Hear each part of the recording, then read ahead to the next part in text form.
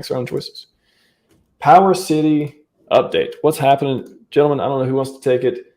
We're going to get off Bitcoin. We're going to talk about PowerCity.io. What is the latest? Everyone's been asking when launch, sir. When more stuff. A lot of people are excited about it.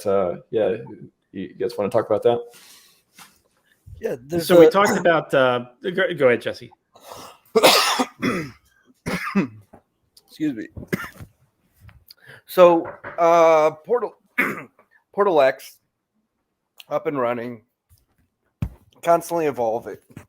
You will likely see more dApps appear on it over time. And more bridges and such. More places decide to support PulseChain.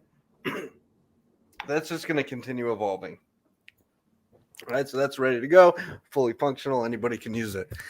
On Testnet, people can go use earn.powercity.io. They can collateralize some PulseX, mint themselves some PXDC stablecoin, give it a try, and participate on that. Now, before that goes to mainnet, we are waiting for the fetch pricing oracle solution to go to mainnet. Now that is completely out of our control.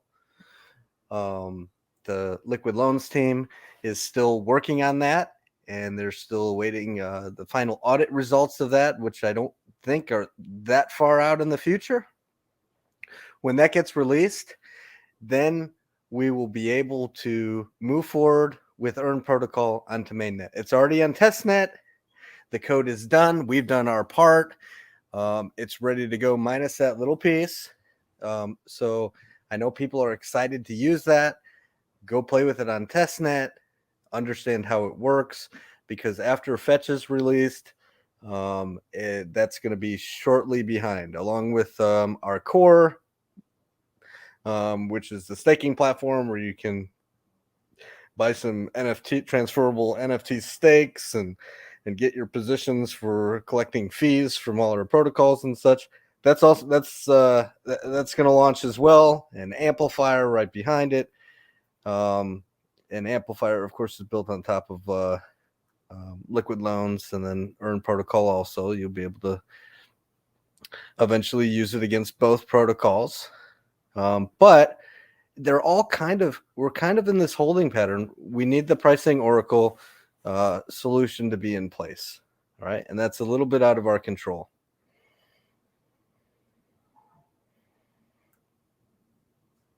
Everyone watching, I was trying to figure out how to add testnet v4 on my thing real quick. So switching between screens. Apologies for that, but I got it working now just so I could show the earned dashboard. But long vacation. Where do you want to take us from here? Thanks for that, Jesse. So yeah, like Jesse was saying, while we're waiting for fetch to come to mainnet, we have been doing a lot of work on testnet behind the scenes. While core and earn have been available on testnet for a while now, we actually have the next version of core ready to go. We had to rewrite the entire front end to accommodate the upgrade to Wallet Connect v2, and that's not.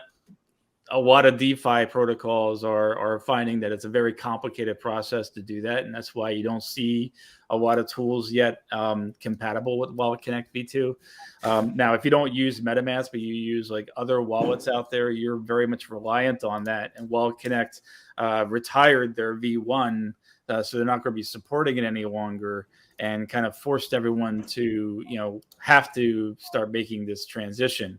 So our Earn protocol will be adapted soon. Our core has already been moved into Wallet Connect v2. Our amplifier platform was already made Wallet Connect v2 compatible.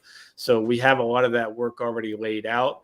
We still need to do Pixel Park, but we have each of these tools that are coming together, as well as testing fetch integration, and a couple of other things that we won't get into just yet on testnet. in private testnet. So while the versions that are public are available for people to play around with, and all the functionality is pretty much the same, we do have a couple of additions that we've been doing in private testnet, working with making sure that the Wallet Connect upgrades are working, connecting the dots between our multiple protocols together, so that the revenue from one platform feeds into the core as staking rewards, etc. And we're doing a series of dry test runs of deployments of all of our systems, right? Practicing these things and making sure that we can have solid deployments when the time comes. And this is a lot of work, right? This is not something that happens overnight. I know a lot of people are always asking when to launch, when to launch, when to launch. Software design and development is a process, and it invariably always takes 10 times longer than you ever want it to, especially when you're dealing with something that is supposed to be immutable and untouchable after you go live, right? If it's something that you can just continually update as you go, like an app on your phone, then we can push it out with bugs and we can make compromises and whatnot just to get something to market quickly. When you're dealing with crypto, though, right, and financial applications, you need to put a lot more time and effort into testing, into your audits, into your development, your integration testing, your launch process, and everything. You need to put a lot of thought, a lot of effort, and a lot of validation into that, a lot of testing and whatnot, to ensure that you're getting a result consistently. And when you do go to market, right, when you're hands off those things, you can't go and say, oops, right? So it's imperative that we get these things done right, and we're taking our time to make sure that it's right, just like other teams have been taking their time and getting equally criticized for it. And the point is, I understand it feels like it's forever, but really in the end, you want solid performance. You want these things to work all the time. You never want to think about them having to break and then wondering, how do I get my tokens back, or how do I get my NFT or anything like that. You just want them to work. And we're doing everything we can to make sure that that's going to be the experience when we get there. Yeah, definitely. People ask a lot of questions like, I know you never get tired of it. It's been 2 years. Why hasn't the product launched yet? Asking about every PulseChain product that's not out there, that's only on testnet, or only launched PortalX, or only been very open about these things and only gave a lot of updates. It's always the question. Then they talk about what Fetch and oracles and otherwise, that maybe Liquid Loans is still testing and stuff too. I mean, that's what do you say to people who's like, win what we've sacrificed? Is there any sort of timeline other than like, we have these estimations, we have these few things we're wrapping up? Do you feel like it's closer? Is there anything that can give people, do we think it's coming this fall? Like, what is the best way you can say it without actually committing to anything?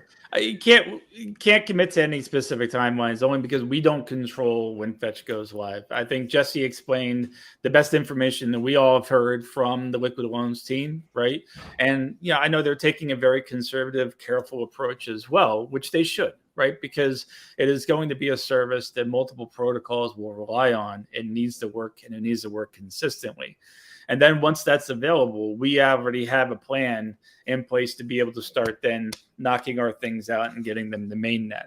So, we're just trying to make sure that we're ready. So when the time comes, we can move, and we can move, quickly and decisively with our deployments.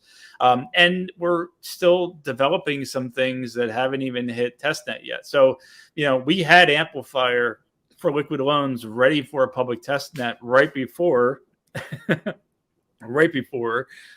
Liquid Loans experienced that one issue on testnet, right? So that kind of scrapped that whole idea, and now they've relaunched. They have new contracts, so now we're going back and we're retesting our platform against the new contracts, just to make sure that everything's remapped over properly.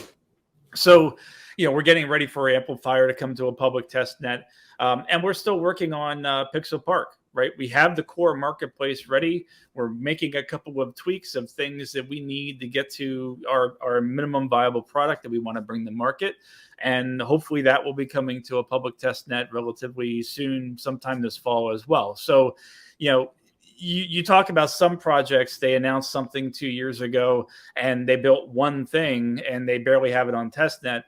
we built 5 things, right? And we have half of them on testnet, one of them in production, and the other 2 are coming relatively soon, right? So it's a monumental accomplishment for a team, that's our size. And it's, we took on a lot, we've accomplished a lot. And I think when everyone starts to see the enormity of what we're bringing to the market, when all these things start going live, it'll really start to make sense. Just to clarify too, does PowerCity rely on Fetch or no? So Earn protocol, just like liquid loans, will use the Fetch Oracle system as a pricing data source for PulseX, just like liquid loans will do it for Pulse. So there are multiple sources that it can pull from, but Fetch will be the primary source, and then there's some fallback sources in the case that in the event that Fetch is unavailable for some reason, so the protocol will always run, right? So we're in the process of testing on testnet that scenario where if the reporter goes down, do our fallback sources go live? If the liquidity somehow migrated on Pulse for PulseX from, say, one trading pair to another trading pair, well, we want to get the best available pricing data. So how do we manage the evolving ecosystem in our fallback rules, right, to make sure that we're always, forever in the future able to get the best available information, right? We're trying to solve all these problems because we're thinking long term, right? Not just how the system is exactly today. We need to be able to have it evolve and grow with the system over the case of 10, 20, 30 years, potentially. So absolutely. Yeah. And another question from Fast here: would the Earn protocol be just like liquid loans but with PLSX instead of PLS for collateral? Jesse, you want to take that? Yeah, pretty much. It's the same code. It does the same thing. It just uses PulseX as the collateral token. That's the only difference. Gotcha. I do see a couple of questions. Why not Core? Why not Core? We don't. Well, remember what the Core is designed to do.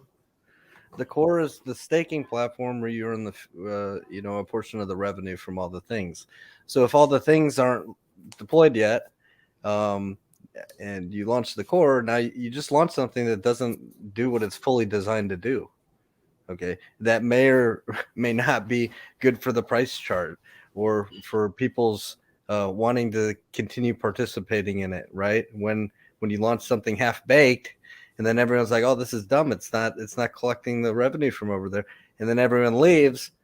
That harms all the rest of the users. So there's good argument to launch these things all very close together. There's other arguments in place that you could launch it first, and then we know that the fees will come later.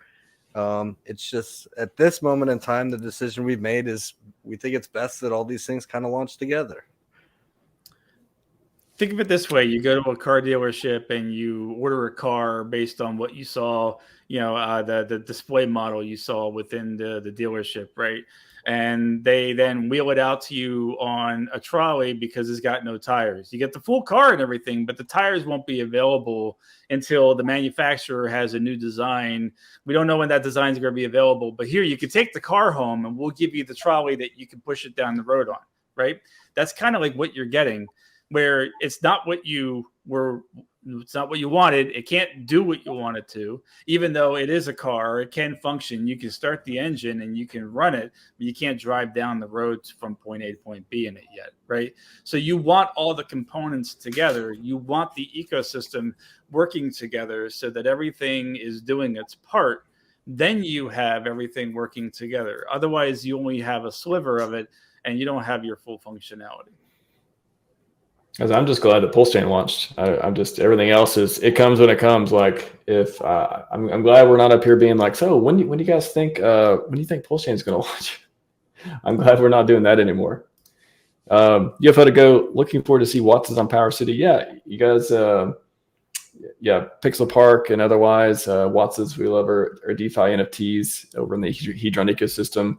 Is that something that's going to be supported on Pixel Park? Y'all did any or talked about that? Any and every NFT that's on PulseChain should be visible and tradable within Pixel Park. So, whether it's a DeFi NFT like a Watsa or a stake within our PowerCity core, right, or an encapsulated hex stake, all of those are great examples of DeFi NFTs that will be tradable, as well as, artwork and various different creative, NFTs, and then also real property NFTs.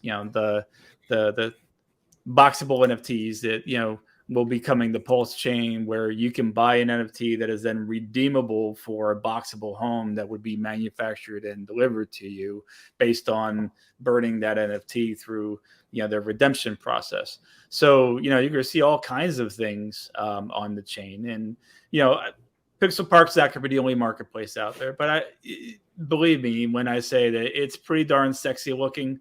And the basic core marketplace functionality is pretty darn awesome. We also have additional things that we have planned that we want to bring to market that we think will just take it to 11 even further. So we've always been playing very close to the vest on that until we can actually get to a public test net. And we're really hoping that we'll get there, I want to say soonish, because we're not committing to specific time frames. So somebody says market cap 451 billion. Is that correct? Remember, this is testnet.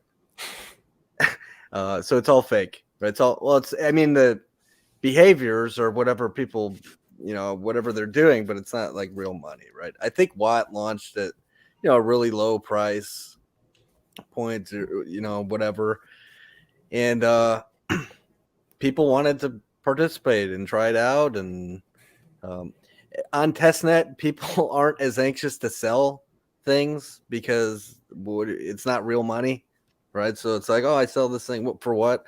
So it's a little bit unrealistic to ever assume that what you see here, a Watt price of 2.9 and a $500 billion market cap, is what's going to happen on mainnet. Just keep that in mind. Well, if you click on the utilities tab at the top, you'll see on the right side of the page should show you the Pulse price as well. Now, understand, this is showing a $1.37 price for Pulse on testnet. So, put all that into perspective. Right. Maybe someday we'll be there and we'll all be, living on private islands. But, these numbers are all out of whack because it's a test environment and people do, just crazy things on test environments because they can, and because they're trying to push the system around and push it to its limits, et cetera. So, and on testnet, I don't know if people know this, but you can mint unlimited DAI. The testnet DAI is mintable on a different blockchain, and you can bridge it in. So literally there are people that think that's fun to do on testnet, or they need those tokens for their own testnet environment or whatever. So there is literally just millions and millions upon millions of new DAI coming in on testnet and then buying Pulse, and the price just keeps going up forever. But that's not able to happen on mainnet. That's why the prices are inflated on testnet, by the way, because of the endless minting of DAI that you can do.